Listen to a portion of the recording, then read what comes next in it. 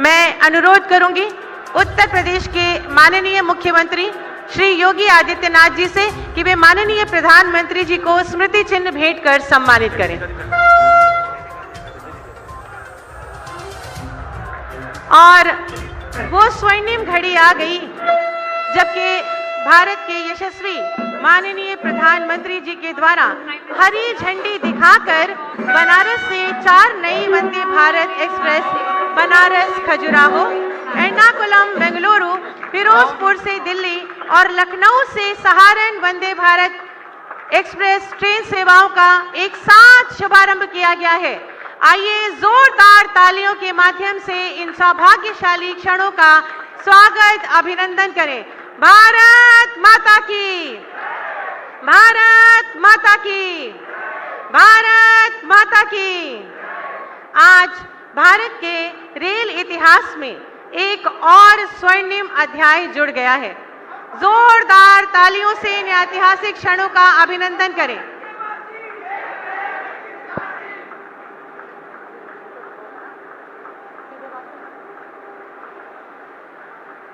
यह क्षण केवल नई ट्रेन सेवाओं का आरंभ नहीं, बल्कि आत्मनिर्भर भारत की दिशा में बढ़ता एक और सशक्त और आत्मनिर्भर कदम।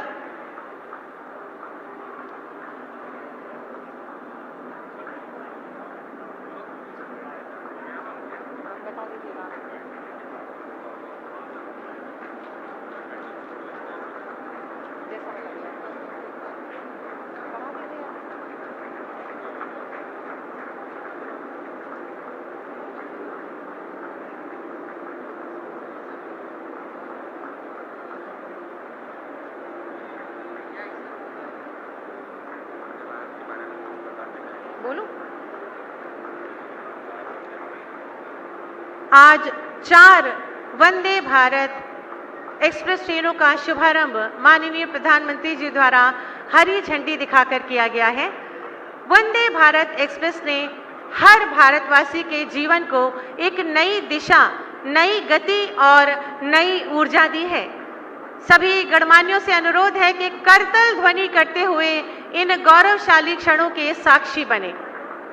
ये ट्रेन जो आज इस प्लेटफॉर्म नंबर 8 से बनारस से खजुराहो जा रही है, ये एक आध्यात्म की नगरी को विरासत के नगर से जोड़ेगी।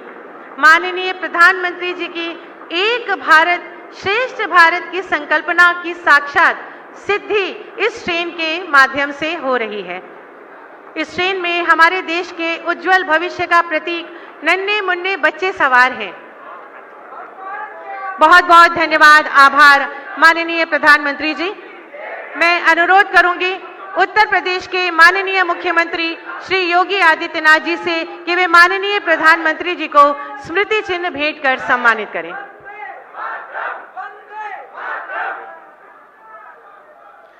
स्वागत, अभिनंदन, वंदन माननीय प्रधानमंत्री जी। अब मैं अनुरोध करूंगी माननीय केंद्रीय रेल मंत्री श्री अश्विनी वैष्णव जी से कि वे माननीय प्रधानमंत्री जी को स्मृति चिन्ह भेंट कर सम्मानित करें। आपका स्वागत है, अभिनंदन है, वंदन है माननीय। बहुत बहुत धन्यवाद, आभार माननीय। अब मैं बहुत ही आदर के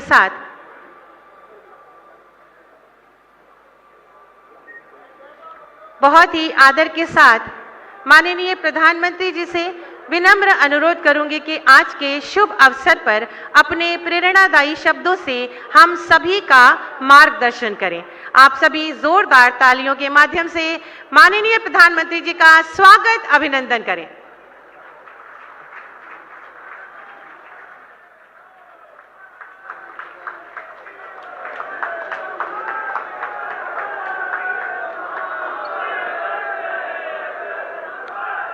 हर हर महादेव।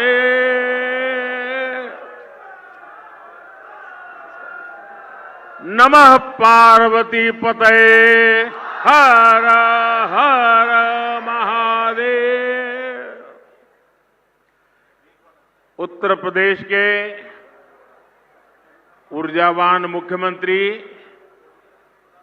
योगी आदित्यनाथ जी, केंद्रीय मंत्रिमंडल में मेरे साथी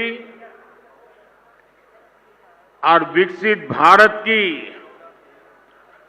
मजबूत नींव रखने के लिए जो टेक्नोलॉजी के क्षेत्र में आज बहुत उत्तम कार्य हो रहा है, उसका नेतृत्व संभालने वाले भाई अश्विनी वैष्णव जी,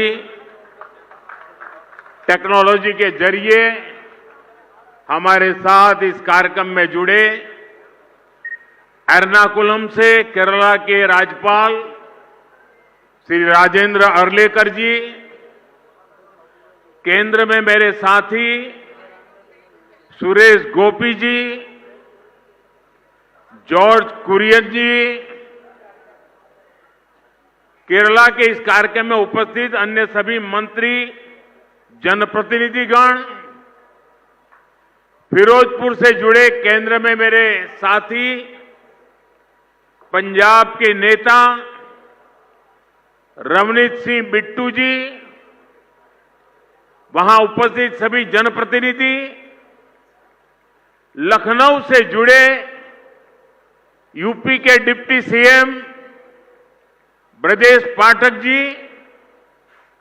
अन्य महानुभाव और यहां उपस्थित काशी के मेरे परिवारजन,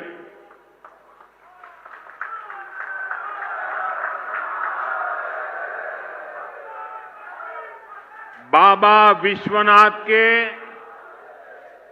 ई पावन नगरी में आप सब लोगन के, काशी के सब परिवारजन के हमार प्रणाम।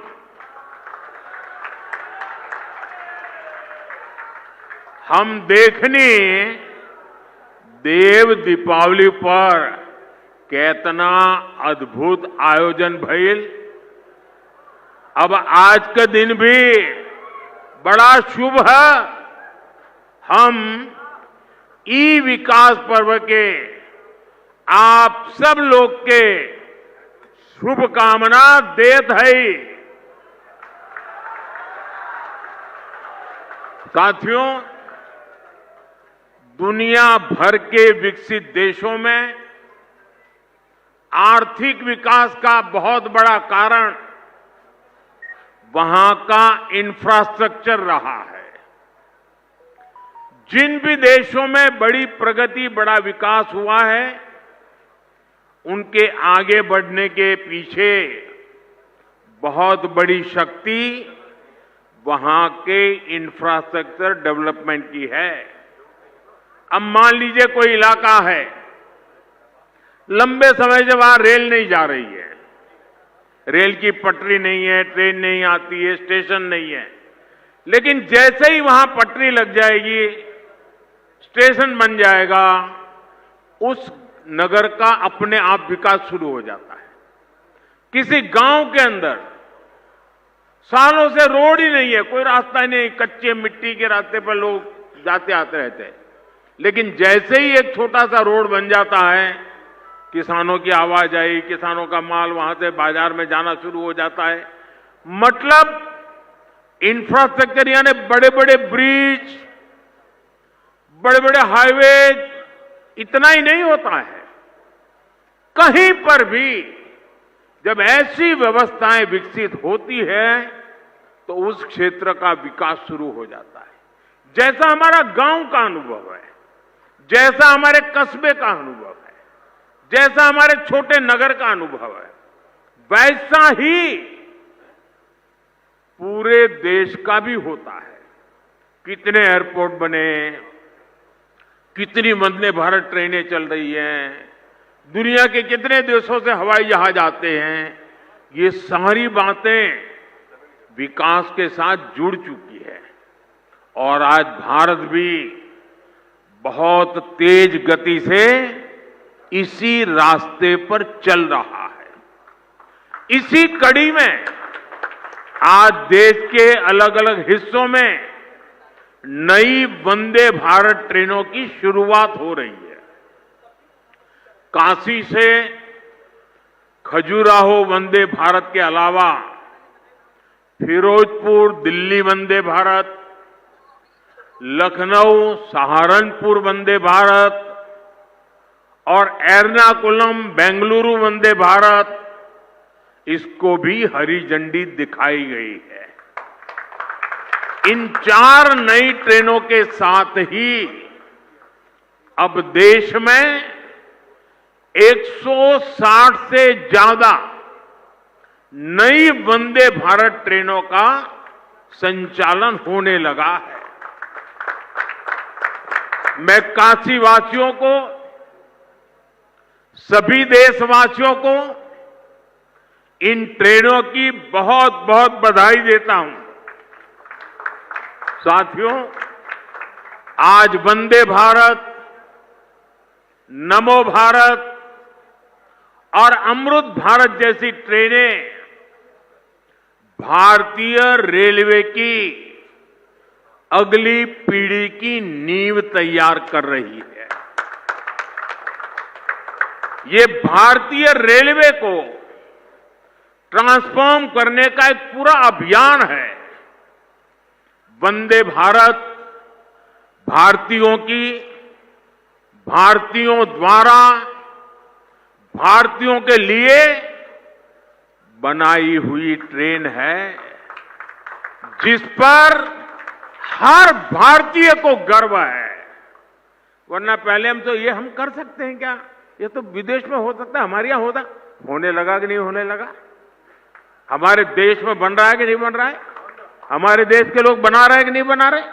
ये हमारे देश की ताकत है। और अब तो विदेशी यात्री भी वंदे भारत को देखकर अचंभित होते हैं। आज जिस तरह से भारत ने विकसित भारत के लिए अपने साधनों को श्रेष्ठ बनाने का अभियान शुरू किया है, ये ट्रेनें उसमें एक मील का पत्थर बनने जा रही है। साथियों, हमारे भारत में सदियों से तीर्थ यात्राओं को देश की चेतना का माध्यम कहा गया है। ये यात्राएं केवल देव दर्शन का मार्ग नहीं है, बल्कि भारत की आत्मा को जोड़ने वाली पवित्र परंपरा है। प्रयागराज, अयोध्या, हरिद्वार, चित्रकूट, कुरुक्षेत्र, ऐसे अनगिनत तीर्थ क्षेत्र हमारी आध्यात्मिक धारा के केंद्र है।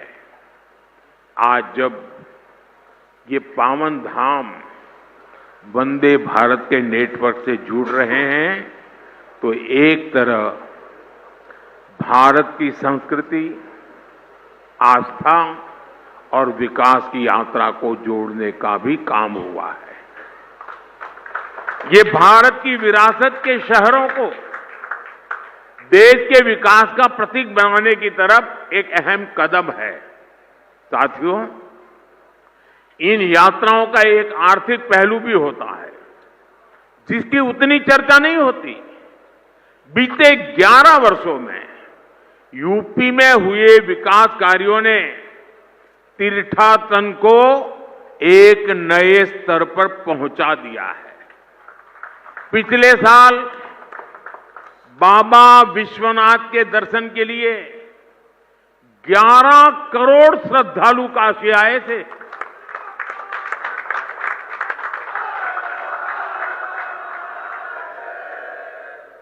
अयोध्या में राम मंदिर के निर्माण के बाद 6 करोड़ से ज्यादा लोग रामलला के दर्शन कर चुके हैं।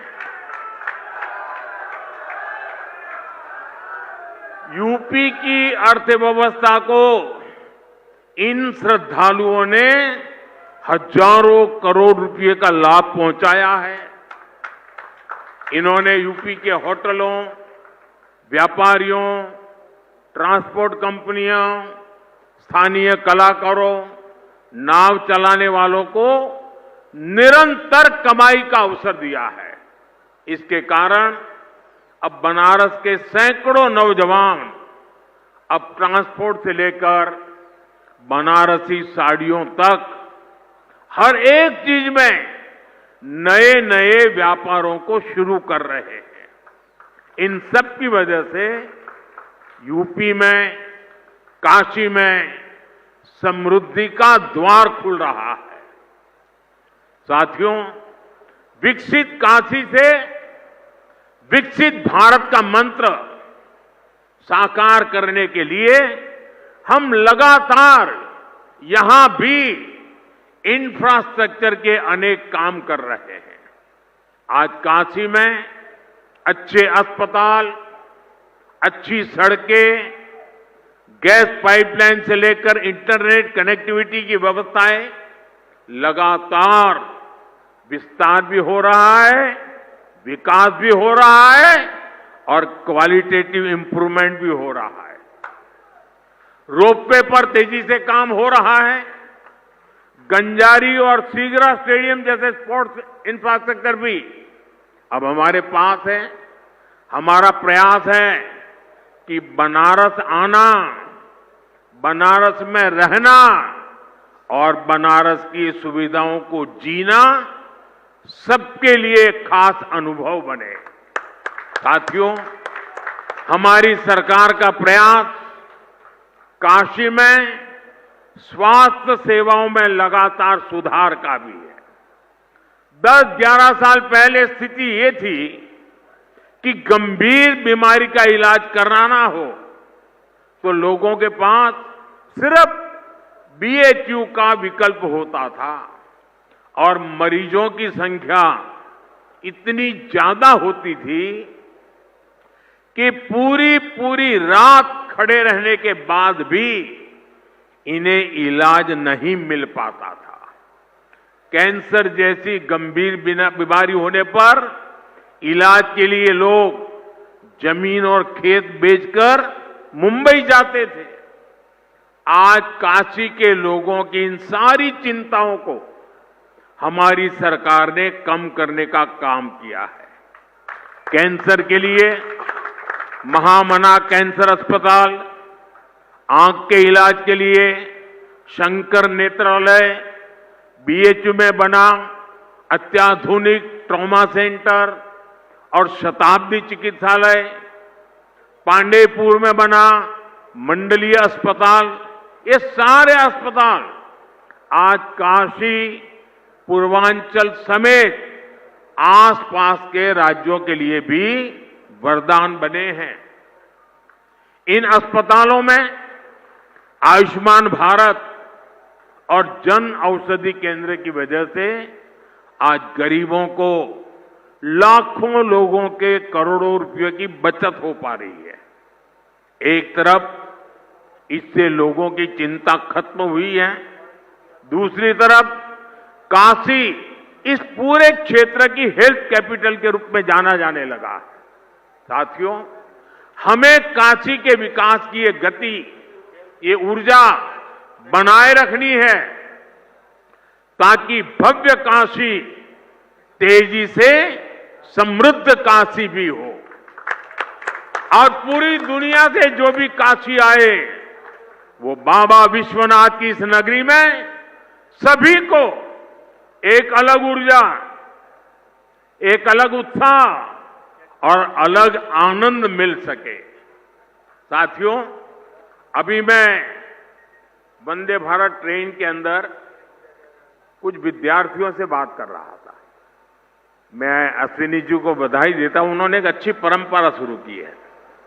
जहां वंदे भारत ट्रेन का शुभारंभ होता है उस स्थान पर बच्चों के बीच में अलग अलग विषयों पर कंपटीशन होती है।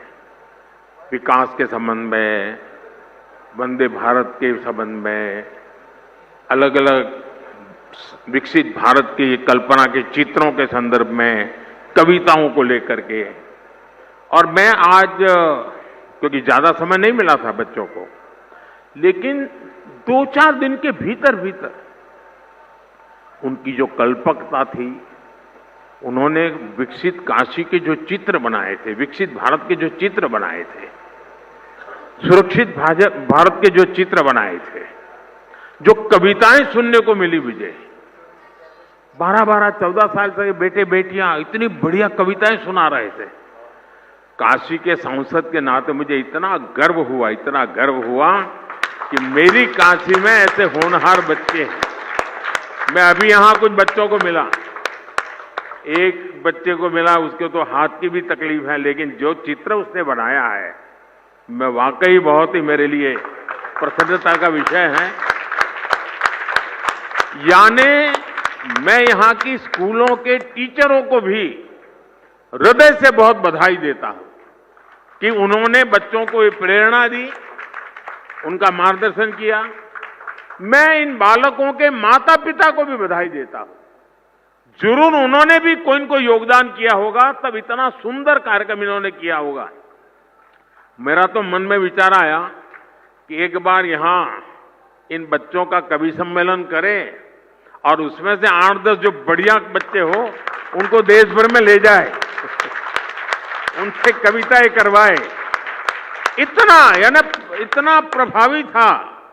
मैं मेरे मन को एक काशी के सांसद के नाते आज एक बहुत विशेष मुझे सुखद अनुभव हुआ।